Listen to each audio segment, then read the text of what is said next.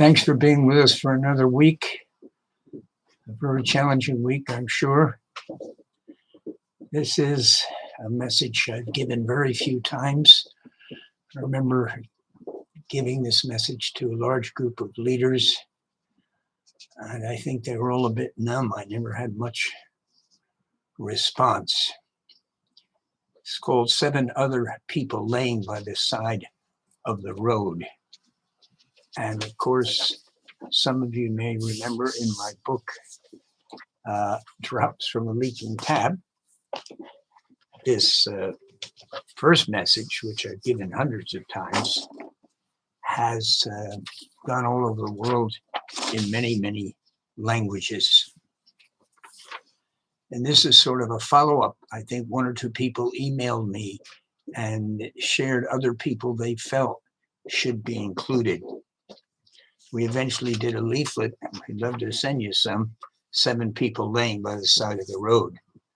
But this particular message is not in print.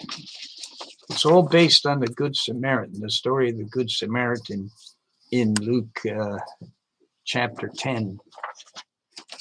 And I preached on that passage and that so many times. It's just so relevant. And I actually have it written out here in the book, Drops from a Leaking Tap. By chance, a Jewish priest came along, and when he saw the man laying there crossed by the side of the road, he passed by him. Wow, what a message. This seems incredible, doesn't it? How can a man pass by someone who's beaten up and laying on the side of the road? Then the temple assistant came along and passed by the other side. What a sad and pathetic situation. Then a despised Samaritan came along, and when he saw the man, he felt deep pity on him. Kneeling beside him, the Samaritan helped him. Samaritans were considered enemies of the Jews, were considered to be like scum. They were the people down the road with whom the Jews had no dealing, like the Dalits, sometimes called untouchables in India today. So this despised Samaritan came along, kneels down, bandages the man, puts him on a donkey, and takes him to the inn where he could take care of him. The next day, he gives the innkeeper 2 pieces of silver and tells him to take care of him. The innkeeper is assured if bills run higher, then they will be paid for the next time he passes by. Such a powerful story. I hope you can read that book. But who are the 7 other people laying by the side of the road that we want to consider? As difficult as it is to take it all in. Firstly, there are the disabled. We in the Ministry of Special Projects in the past years have made disabled people physically and mentally a major ministry, partnering with some amazing groups, especially in India. And I hope that you have a concern for such people. And sometimes there are opportunities right around you to help people who are suffering in one way or the other. Prayer, of course, is always a key, but it's not a substitute for action. The second group are drug addicted. Again, I really read too much on this subject. It is so horrendous now with new drugs, opiates, taking the lives of thousands in Britain and the USA. I don't know all the other statistics. We thank the Lord for ministries that are reaching out to such people. And we believe that's beautiful, and we can stand with those ministries. We've tried to do that, but we would like to do much more. And then the third group, which is very relevant for me, is my grandfather on my mother's side was an alcoholic, is the alcoholics. Some people think this problem has sort of gone away. It's just a social problem, gets sorted out. Alcoholism is out of control. Of course, many are secret alcoholics. But again, it's a group we want to have compassion for. One of my earliest memories at Moody Bible Institute was getting involved with alcoholics who often lived in the street. And I found the whole ministry just so difficult, so complicated. They would accept Jesus, go on for a few days, but soon they were back on alcohol. Again, we need to pray for ministry among these people. We need to help people when we can. We need to spread some of those great testimonies of people who have been set free from alcoholism through the Lord Jesus. Also, often with the help of Alcoholics Anonymous, a movement we should pray for. The fourth group laying by the side of the road are those who are in prison. Again, as a young Christian, even at Maryville College, before I went to Mexico or Moody, I got involved with people in jail there at Maryville. It was a life-transforming experience for me, and I've always had a burden to do more among the in prison. One of the first things we did when we went to Mexico was to go to a Monterrey prison. Again, an unforgettable experience. And I just think many more Christians ought to push towards to see if they can visit people in prison. I've done some of that over all these years, but nothing compared to what I would like to. To respond to all these challenges, we have to see a greater mobilization of God's people.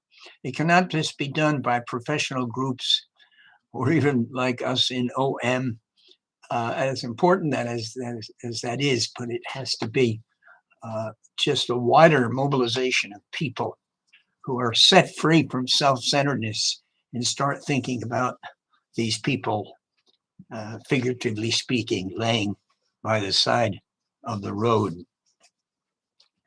I remember this one person that came to Jesus in Maryville, got transferred to Nashville State Penitentiary. And so here I was at, I guess, 19 years of age, preaching to this large group of prisoners. I then read a book, Prison is My Parish, and made a huge impact. And again, as I look back at our own history, I wish we had done more in terms of people who were in prison. And I thank the Lord for so many former OMers, over 200,000 of them across the world. I'm just praying that some of them are involved with people in prison. And ex-offenders, when they come out of prison, life is often very difficult. People are often unwilling to take sort of a risk to get involved with these people. This is where we need to pray also for those in the probation service. And then the fifth group laying by the side of the road, maybe they should be in prison, but they're not. It's the vast criminal world. Again, I was just reading about another big shot with the mafia that recently they finally caught. The story of the mafia in Italy is one of the ugliest in the whole of world history. And of course, to reach these people is extremely difficult. Of course, if you're giving out literature in mass distribution on the street, you might actually give someone in that criminal world a leaflet. We do hear of some of them coming to Jesus. And of course, now there are many more mafias, not just the Italian mafia. And it's pretty well in the newspaper every day, especially the Albanians. And then the sixth person laying by the side of the road is the person who is involved in the sex industry. Again, I touched on this subject, I think, in my later two books, Messiology and Confessions of the Toxic Perfectionist. But I believe the mistreatment of prostitutes and sex workers has been just as sinful as what they're doing. If they don't know the Lord Jesus, how can we expect them to have the strength to resist that dark world?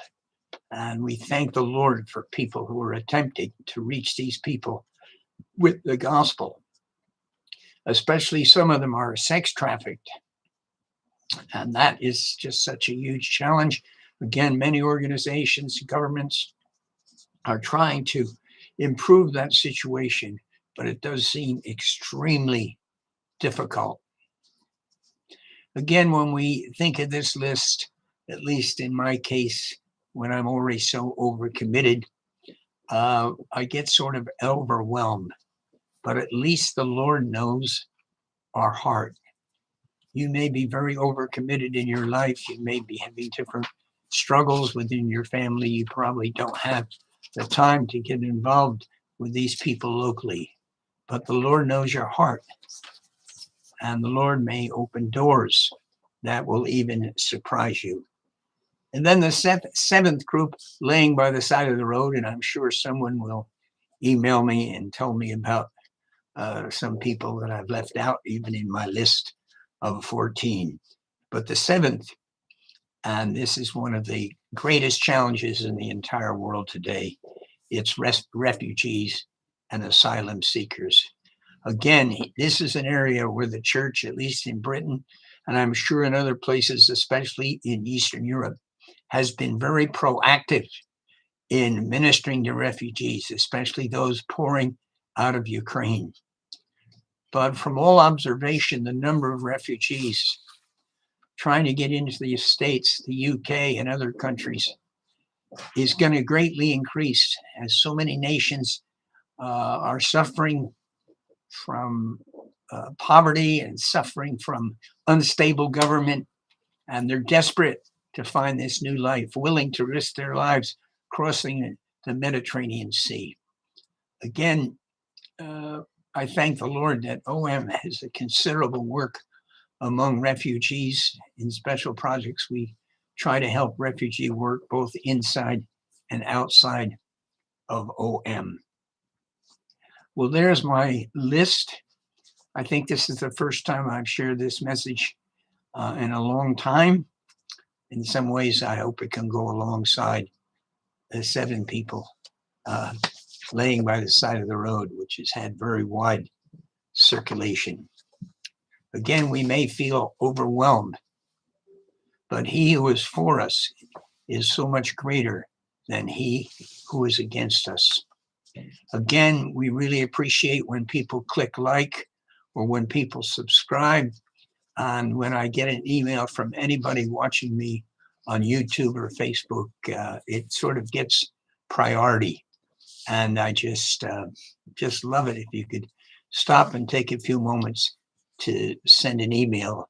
If you've reviewed some past blogs, you know that I've offered some fantastic items free of charge. I'm amazed that more people don't write in and ask. God bless you. Keep on keeping on.